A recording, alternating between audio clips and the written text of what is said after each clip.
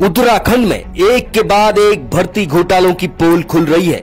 अभी तक हाकम सिंह जैसे लोगों को नौकरियों का सौदागर माना जा रहा था, पर अब विभागों में तैनात अधिकारी और नेताओं का गठजोड़ भी उत्तराखंड के नौजवानों के हकों पर डाका डालकर नौकरियां बेचने का काम कर रहा है।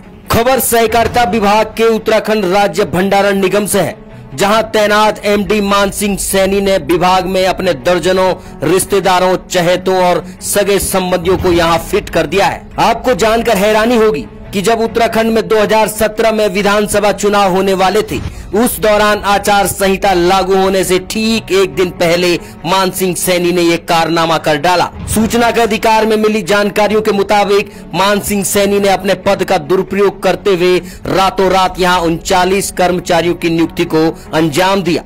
वहीं इस मामले पर तत्कालीन सचिव मीनाक्षी सुंदरम लिखते हैं कि स्थापित प्रक्रिया और नियम कानूनों को दरकिनार करते हुए राज्य विधानसभा चुनाव 2017 हेतु आदर्श आचार संहिता प्रभावी होने से एक दिन पूर्व प्रश्नगत निगम में 39 कार्मिकों की अवैधानिक नियुक्ति करने तथा हैंडलिंग एवं ट्रांसपोर्ट ठेकेदारों में से अपात्र व्यक्तियों का पंजीकरण कराए जाने संबंधी अनियमितता किए जाने के फलस्वरूप आप द्वारा शासकीय कार्यों एवं दायित्व के प्रति घोर लापरवाही बरती गई है।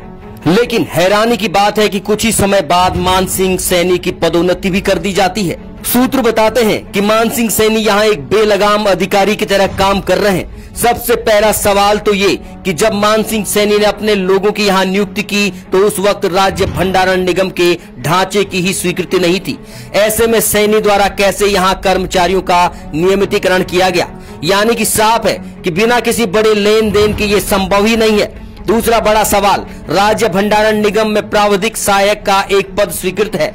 ऐसे में मान सिंह सैनी द्वारा 9 प्राविधिक सहायकों को नियमों को ताक पर रखते हुए यहाँ तैनाती दे दी गई। आपको जानकर हैरानी होगी कि यहाँ निगम के संशोधित ढांचे में चौकीदार, अनुसेवक, श्रमिकों के नियमित स्वीकृत पद शून्य हैं। बावजूद इसके मान सिंह सैनी ने 23 चौकीदार चपरासियों को धन बल के आधार पर कानून और नियमों की धज्जियां उड़ाकर नियुक्तियां दे दी। मान सिंह सैनी यही नहीं रुके, उन्होंने हरिद्वार की आरएस नाम की एक मैन पावर सप्लाई कंपनी को फायदा पहुंचाने के लिए सबसे पहले यहां कार्यरत संविदा कर्मचारियों को आउटसोर्सिंग एजेंसी के हवाले कर दिया।